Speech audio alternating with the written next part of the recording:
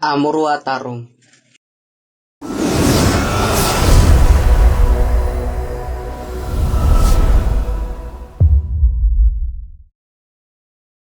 Namaku Aruna. Aruna Citrawati. Kata Alina yang penggemar wayang, Citrawati adalah putri kerajaan Magadha yang terkenal mengamalkan kesucian Trilaksita, yakni terjaganya ucapan, tingkah laku, dan hatinya. Alina juga bilang, Citrawati adalah titisan Dewi Widowati yang jatmika, cantik, molek, dan ramah. Tapi aku tidak akan membahas itu. Aku adalah perempuan biasa saja, dengan kehidupan rumah tangga yang biasa saja, dan bisnis yang juga biasa saja. Tak jauh beda dengan orang kebanyakan. Keberuntunganku adalah aku lahir dari keluarga yang hangat, boleh memilih judul sendiri, dan menentukan sendiri bisnis apa yang ku ingin kembangkan. Tidak seperti Alina Suhita. Alina itu cantik, penuh pesona, tapi hidupnya penuh beban. Hanya bersamaku dia tertawa terbahak sampai rongga mulutnya kelihatan. Hanya bersamaku dia berani bersendawa. Hanya bersamaku sendoknya berdenting saat makan. Selain denganku, dia kalem sekali. Aku sendiri tidak tahu kalemnya itu nitis dari siapa. Aku kenal Alina karena dia teman sekamar. Dia datang 2 tahun lebih awal. Sebenarnya sih kami seumuran. Aku terlambat mondok karena butuh bertahun-tahun untuk berpikir. Bisa tidak ya aku tinggal di pesantren, jauh dari orang tua, kumpul banyak orang yang berbeda-beda karakter dan latar belakang. Aku juga tidak yakin bisa menjalani kegiatan pesantren yang seabrek-abrek. Lalu aku bilang sama ibuku, datangkan saja guru diniyah ke rumah. Aku mau saja walaupun jadwal lesku sudah padat. Aku mau digembleng dengan pelajaran persis seperti yang diajarkan pesantren. Asal ya tadi, aku gak usah mondok. Tapi ayahku yang alumnus pesantren malah ceramah panjang lebar. Beliau bilang meski ayah bisa membayar 100 guru dunia untuk datang ke rumah, kamu harus mondok. Sebab di sanalah kamu akan belajar ilmu hidup. Kata ayahku, ilmu hidup di pesantren tidak akan kudapat di sekolah manapun. Masku yang barep malah nambah-nambahi. Aku harus dimasukkan pesantren yang tua dan besar. Sebab pesantren-pesantren besar jaringan alumninya kuat dan ini akan sangat berharga di kehidupan kami kelak. Waktu itu, aku mengajukan syarat. Aku mau mondok asal Mbak Siti, pembantuku, ku bawa. Kalau aku tidak salah ingat, 10 hari Mbak Siti ikut mondok. Abah Yai memperbolehkan, sebab beliau termasuk akrab dengan ayahku yang juga seorang donatur. Kata Abah Yai, aku butuh penyesuaian. Aku baru mau ditinggal Mbak Siti setelah aku dapat teman baru. Dialah Alina Suhita. Dia cantik, baik, kalem, juga pintar. Kami seperti dui tunggal. Aku menyukai sifat kalemnya. Dia menyukai keceriaanku. Kami runtang-runtung berdua. Kalau Kiai Hanan ke pondok bersama Bu Nyai dan mengajak Alina keluar untuk dibelikan ini itu, aku pasti diajak. Jadi aku ikut dan menyaksikan sendiri betapa beruntungnya seorang Alina. Calon mertuanya punya pesantren besar di Kediri dengan jumlah santri ribuan, kaya raya, calon suaminya anak tunggal pula. Alina mencubitku keras sekali saat aku diajak ke rumah Kiai Hanan untuk bertemu Gus Biru. Ya ampun, Gus Biru begitu cakep. Waktu itu rambutnya masih gondrong. Ia memakai kaos kuning. Wajahnya memang angkuh, tapi air mukanya memikat. Kulitnya putih bersih, baunya harum sekali. Bibir, mata, dan hidungnya sangat proporsional. Kalau dia tertawa, lalu matanya menyipit, dan barisan giginya terlihat, meleleh rasanya. Kubilang kepada Alina, Lin, kalau aku yang jadi istrinya, akan kukunci dia di dalam kamar dan akan kunikmati sendiri. Tak kurung pokoknya. Dengar itu, Alina mencubitku sampai aku menjerit sebab baginya tak pantas perempuan membahas hal-hal semacam itu. Habis bagaimana lagi? Gus Biru itu sangat menggairahkan. Dia tidak ramah memang, tapi auranya memang minta ditaklukkan. Sebenarnya sih, kurang cocok kalau sama Alina. Sama-sama jaim sih, tapi ya bagaimana lagi? Wong mereka dijodohkan dari dulu. Setelah pertemuan itu, aku selalu terbayang. Tapi ya terbayang wajar sih sebagaimana orang awam melihat artis. Alina justru tampak biasa saja. Nggak kangen atau gimana. Mungkin karena Gus Biru juga selalu menghindar. Malah beberapa kali Alina menyebut-nyebut nama Kang Dharma yang sering mengiriminya buku. Kang Dharma memang penyayang, pengayom, dan penuh perhatian. Entah dia punya senjata atau kesaktian apa, setiap di dekatnya, siapapun merasa aman. Suatu ketika Alina bercerita tentang Candi Suku dan Candi Ceta, sebuah candi peninggalan Dewi Suhita. Suhita adalah salah satu pemimpin kerajaan Majapahit yang namanya persis nama sahabatku ini. Letaknya di lereng Gunung Lawu. Alina sendiri yang bersemangat menjelaskannya kepadaku. Aku kaget ia menyebut nama Kang Dharma saat menyebut soal candi ini. Dari situlah aku tahu, diam-diam Alina menyukai perhatian Kang Dharma. Hubunganku dengan Alina memang akrab sekali. Sampai Kang Dharma menjuluki kami seperti Niken Tambang Raras dan Centini. Jelas aku centininya. Alina bahkan sering mengajakku berlibur selama berhari-hari di rumah Mbah Kungnya di Salatiga. Alina tidak pernah menganggapku subordinat. Dia menganggapku orang dekat. Dia bercerita soal apapun, soal Kang Dharma yang diam-diam ia rindukan, dan soal tunangannya, Gus Biru, yang cuek, angkuh, dan selalu menghindar. Waktu itu hanya ku jawab, ya wajar kalau Gus Biru dingin. Wong dia dijodohkan. Mana ada laki-laki dijodohkan langsung hangat. Semuanya hanya soal waktu.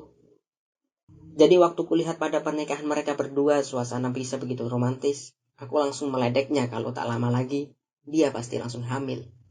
Sebab dua-duanya terlihat saling mencintai. Apalagi keturunan mereka sangat ditunggu-tunggu.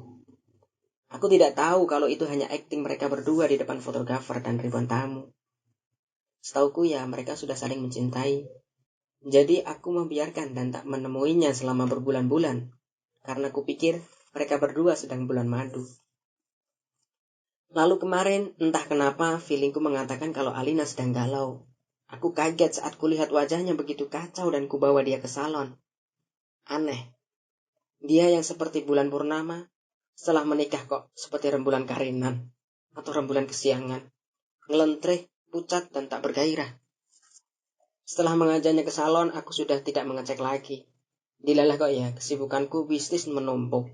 Aku bahkan tak sempat lagi melukis alis setiap keluar rumah. Lalu pagi tadi, dia menelponku dengan suara parau. Sebenarnya aku sedang berburu batu rubi. Aku memang penggemar batu rubi. Bagiku, rubi adalah batuan paling spesial.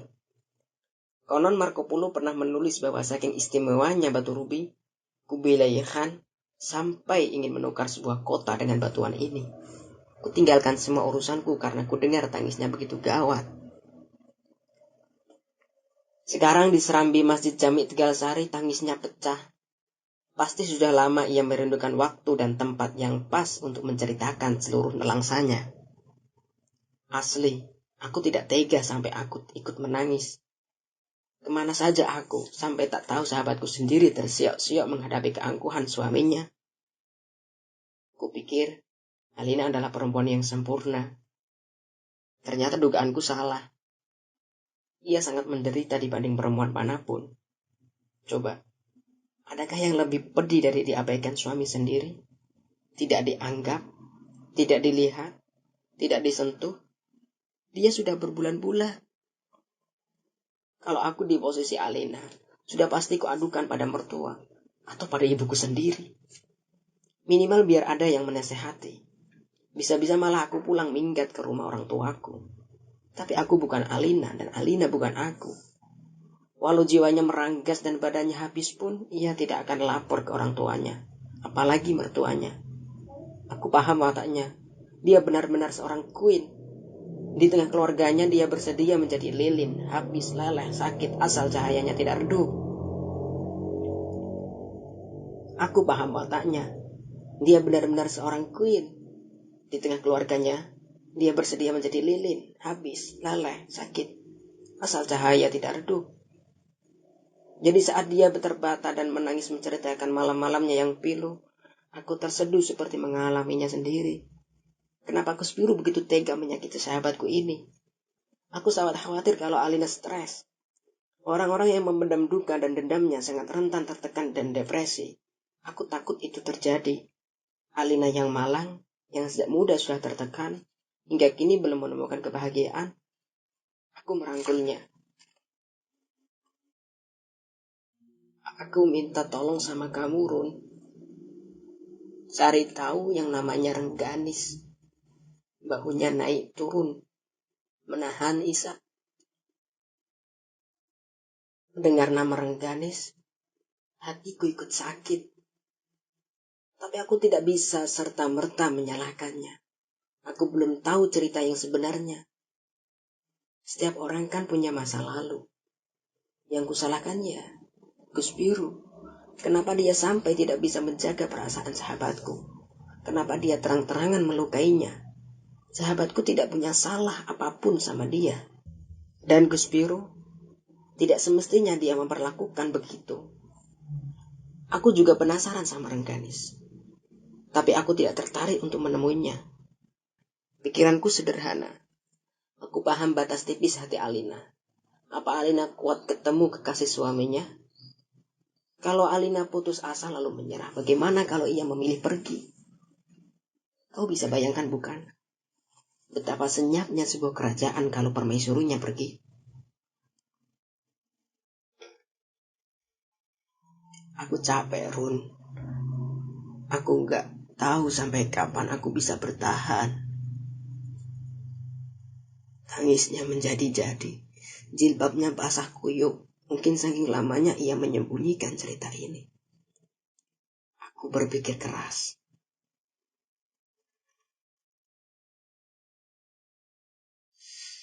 Lin, dengarkan aku.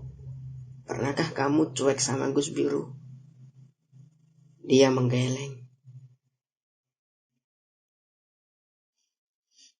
Gini deh, kamu gak usah urus keperluannya.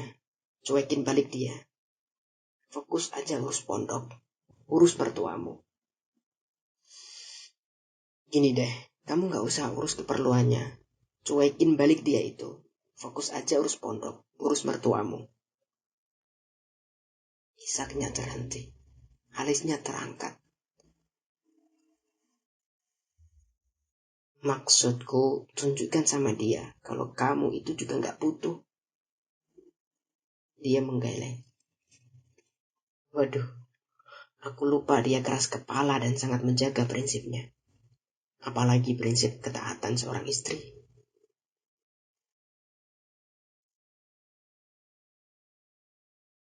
Run, aku mau menemui Rengganis. Kalau Mas Biru tetap begitu, aku akan pergi. Dan memilih tinggal di pedesaan. Damai. Bersama Kang Dharma. Kalimat terakhirnya membuatku termangu. Mungkin dia masih emosi. Dan masih sentimental karena pertemuan dengan Kang Dharma tadi. Mungkin dia butuh waktu untuk tenang. Duh, Alina Suhita. Lupakan soal Rengganis dan Kang Dharma. Serahkan padaku. Kau adalah seorang ratu. Inilah perangmu, hadapi sendiri. Taklukkan Gus Biru. Kang Dharma tidak mungkin menyakiti Kurun. Desahnya lirih. Aku termangu.